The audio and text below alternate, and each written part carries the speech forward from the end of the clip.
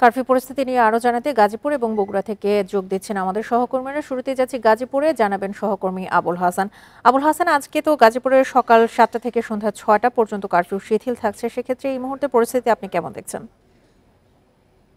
দেখুন, গাজীপুরে গত কয়েকদিনই কিন্তু ধাপে ধাপে কার্ফিউ শিথিল করা হয়েছে এবং আজকে সকাল 7টা থেকে সন্ধ্যা 6টা পর্যন্ত কার্ফিউ শিথিল থাকবে এবং এই কারণেই মানুষের উপস্থিতি যদি আমরা বলি, সেই উপস্থিতি কিন্তু সড়ক মহাসড়কে যেমন বেড়েছে, তেমনি বিভিন্ন লোক সমাগম এলাকা, বিশেষ করে হাট বাজার, দোকানপাট, এগুলোতে কিন্তু স্বাভাবিক দিনের মতোই মানুষের উপস্থিতি রয়েছে।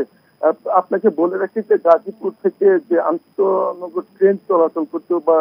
যে ট্রেনগুলো চলাচল করতো সেগুলো কিন্তু বন্ধ রয়েছে, ফলে ট্রেনে যে যাত্রী তারা কিন্তু এখন সড়ক পথ ব্যবহার করছেন, ফলে একটা আলাদা চাপ কিন্তু রয়েছে সড়কে এবং এখানে বাস, মিনি বাস যেমন চলছে তেমনি ভাবে দূরপাল্লার গাড়িও কিন্তু চলাচল করছে এবং আমরা যেটি চিত্র দেখেছি চান্দনা চৌরাস্তা, জয়দেবপুর, শিববাড়ি এলাকাগুলোতে, সেখানে কিন্তু মোড়ে মোড়ে পুলিশ সতর্ক অবস্থানে রয়েছে এবং মানুষের যে জীবনযাত্রা সেটি অনেকটাই স্বাভাবিক বলা চলে। আগে কয়েকদিন আগেও কারফিউ কঠোরতা ছিল এবং তার আগে কিন্তু ছাত্র আন্দোলন নামে যে সহিংসতা হয়েছিল, সেই কারণে মানুষের ভিতরে আলাদা এক ধরনের শঙ্কা ছিল, এক ধরনের দুর্ভাবনা ছিল, কিন্তু ধারাবাহিকভাবে এই যে কারফিউ শিথিল করা হচ্ছে, এই কারণে মানুষের ভিতরে কিন্তু যে স্বস্তির ভাবটি সেটি আমরা দেখেছি ফিরে এসেছে এবং মানুষ অনেকটাই তাদের জীবনযাত্রা এখন স্বাভাবিক বলা চলে এবং যে পোশাক কারখানা সহ বিভিন্ন সরকারি বেসরকারি স্বায়ত্তশাসিত প্রতিষ্ঠান রয়েছে সেগুলো কিন্তু খোলা রয়েছে এবং সেখানেও মানুষের কিন্তু যে উপস্থিতি সেগুলো কিন্তু স্বাভাবিক দিনের মতোই রয়েছে এবং পোশাক কারখানাগুলো শতভাগ এখন রপ্তানি হিসেবে এখানে উৎপাদন প্রক্রিয়ায় তারা সরব রয়েছেন এবং এখানে যারা শ্রমিক রয়েছেন তারা কিন্তু সেখানে কাজে ফিরেছেন এবং আমরা বোঝাই যাচ্ছে যে মানুষ ধীরে ধীরে স্বাভাবিক জীবনে ফিরতে শুরু করেছে। আপনি সঙ্গে থাকুন, এবার আমরা যাচ্ছি বগুড়াতে, সেখান থেকে জানাবেন আমাদের সহকর্মী হাসিবুর রহমান। হাসিবুর, আজকে বগুড়াতে কটা থেকে কটা পর্যন্ত শিথিল থাকছে কারফিউ, আর সাধারণ মানুষের চলাচল কেমন দেখছেন? যানবাহনের পরিমাণ কি পরিমাণে দেখতে পাচ্ছেন?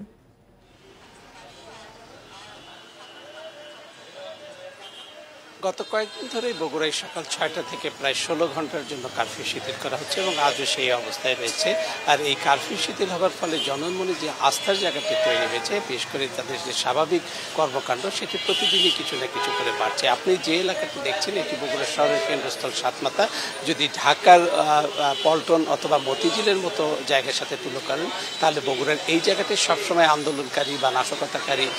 ব্যবসায়ী সবার জন্য একটি গুরুত্বপূর্ণ অংশ এবং সেই জায়গায় এখন যে অবস্থা সেটি যদি একটু নজর করেন তাহলে দেখতে পারবেন যে একেবারে যানবাহন চলাচল স্বাভাবিক রয়েছে। প্রত্যেকটি মানুষ যে যার কর্মে যাচ্ছে নিশ্চিন্তে এবং এক কথায় বলা যায় যে মানুষের মনে এই মুহূর্তে আর এই নাশকতা নিয়ে কোনো ধরনের দ্বিধা নেই, কোনো ধরনের শঙ্কা নেই বলে আমার কাছে মনে হচ্ছে, যে কারণে একেবারে কেন্দ্রস্থল হবার পরেও এখানে বিপুল সংখ্যক যানবাহন চলাচল করছে, বিশেষ করে 3 হুইলার। এবং গত কয়েকদিন ধরে এই বগুড়া থেকে মূলত রাজধানী ঢাকা সহ দেশের বিভিন্ন এলাকায় সকাল থেকে বিকেল পর্যন্ত দূরপাল্লার গাড়িগুলো ছেড়ে যাচ্ছে, আর অভ্যন্তরীণ রোডগুলোতে আরও বেশি সময় গাড়ি চলাচল করে বলে আমরা জানতে পেরেছি। আমি কিছুক্ষণ আগে কয়েকজন ব্যবসায়ীর সাথে কথা বলেছি, তারা যেটি বলেছেন যে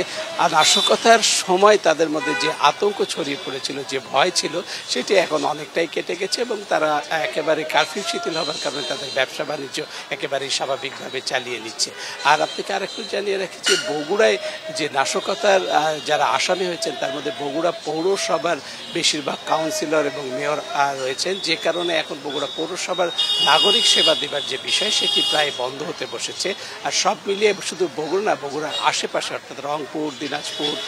গাইবান্ধা সহ এই পাশের যে জেলাগুলো রয়েছে সবগুলোতে এখন একটা শান্তিপূর্ণ পরিবেশ রয়েছে, জনজীবন প্রায় স্বাভাবিক হয়ে এসেছে এবং সব জায়গায় দীর্ঘ সময়ের জন্য কারফিউ শিথিল করা হচ্ছে।